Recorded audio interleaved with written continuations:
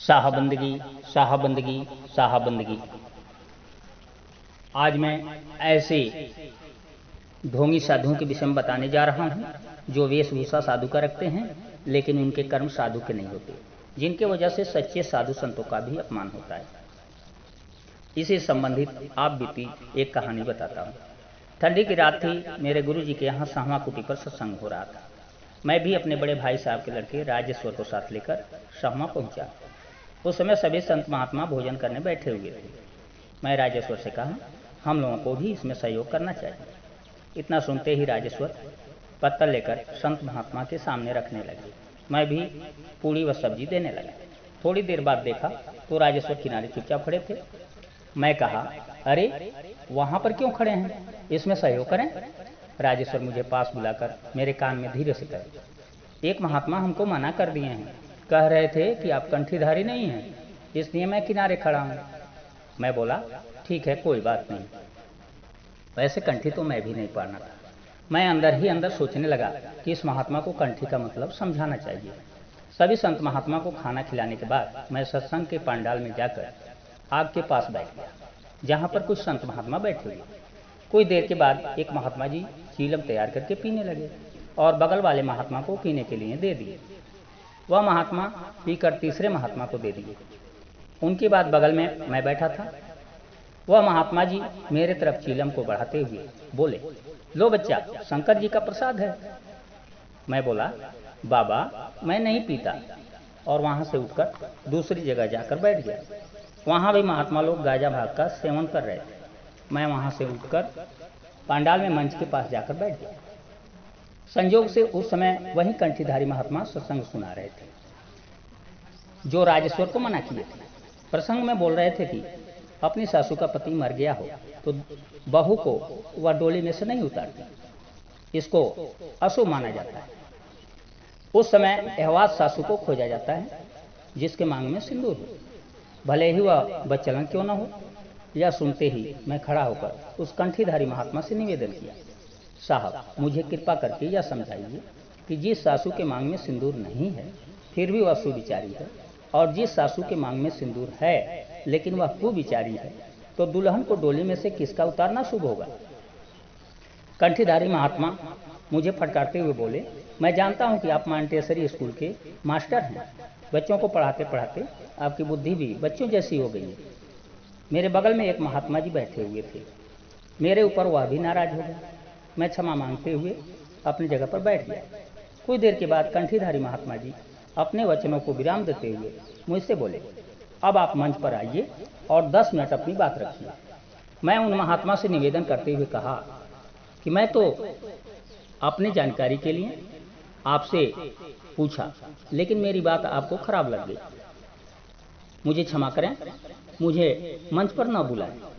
यह सुनकर बगल के महात्मा जी फटकारते हुए बोले, तब से चिक्की चिक्की कर रहे थे, अब मंच पर जाने में क्या हो रहा है, क्यों नहीं जाते। महात्मा जी का यह शब्द मेरे अंदर के महापुरुष को जागृत कर दिया। मैं मन ही मन अपने परम पूज्य सदगुरु साहब के चरणों में बंदगी करके उठ खड़ा हुआ और मंच के पास जाकर मंच को बंदगी करके उस कंठीधारी बाबा को भी बंदगी किया और उनके बगल में बैठ गया। सभी संत महात्माओं को 3 बार साहबंदगी करते हुए मैं अपनी बातों को रखना प्रारंभ किया। सबसे पहले मैं अपने द्वारा लिखा हुआ एक भजन सुनाया। भजन सुनाने से पहले एक निवेदन किया, इस पंडाल में जो भी सच्चे संत महात्मा बैठे हुए हैं उन परम पूज्य संत महात्मा सबको 3 बार साहबंदगी, और जो ढोंगी हैं वह इसको सुनकर अपना सुधार करें और मेरी ढिठाई को क्षमा करें। कैसे करोगे सत्संग ये सत्संगी प्यारे, कैसे करोगे सत्संग। तन को अपने मल मल धोए चमके सारा अंग, चमके सारा अंग। तन को अपने मल मल धोए चमके सारा अंग, चमके सारा अंग। मन का मैल रहे मन ही में, मन का मैल रहे मन ही में, भीतर से बदरंग सत्संगी प्यारे, कैसे करोगे सत्संग, कैसे करोगे सत्संग सत्संगी प्यारे, कैसे करोगे सत्संग।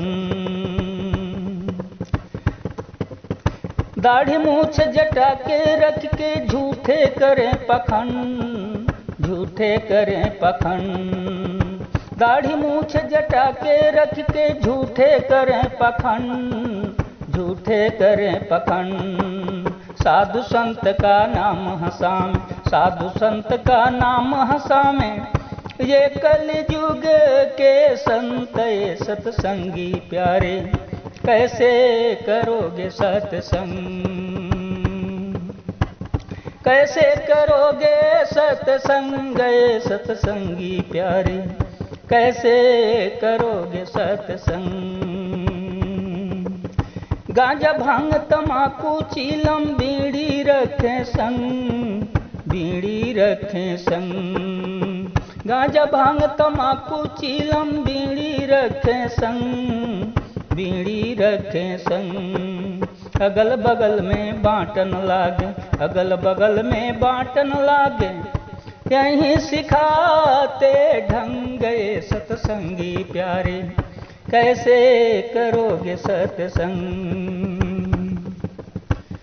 कैसे करोगे सत्संग सत्संगी प्यारे, कैसे करोगे सत्संग।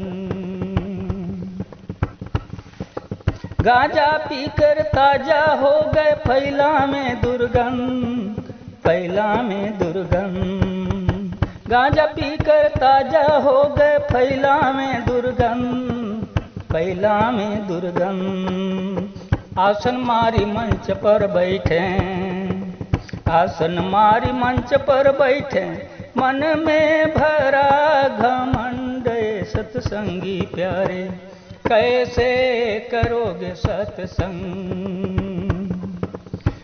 कैसे करोगे सत्संग सत्संगी प्यारे, कैसे करोगे सत्संग। हरियर शब्द सुने कानों से उठ के चले तुरंत, उठ के चले तुरंत। हरिहर शब्द सुने कानों से उठ के चले तुरंत, उठ के चले तुरंत। जोर जोर से बोले जैसे सीताराम,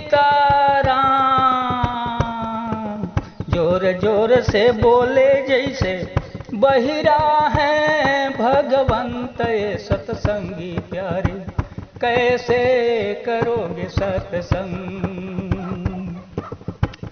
कैसे करोगे सत्संग सत्संगी प्यारे, कैसे करोगे सत्संग।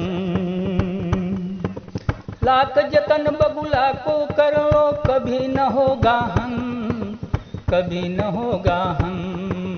लाख जतन बबुला को कर लो कभी न होगा हम, कभी न होगा हम।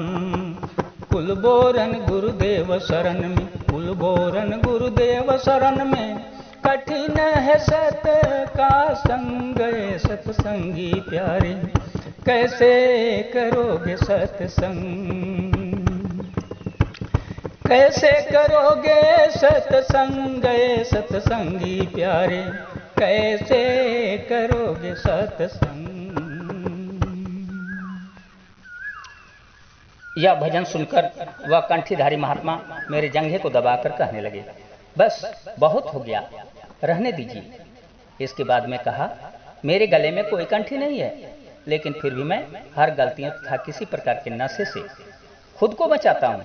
ये कंठीधारी महात्मा सिंदूर लगाए हैं, लेकिन गांजा भांग का खुद सेवन कर रहे हैं और मेरे जैसे बच्चों को भी सिखाने की कोशिश कर रहे हैं। अब आप बताइए, सिंदूर वाली सासु शुभ है कि बिना सिंदूर वाली सासु शुभ? सुविचार की कंठी सबके अंदर है, इस पर सबको ध्यान देना चाहिए। साहबंदगी, साहबंदगी, साहबंदगी।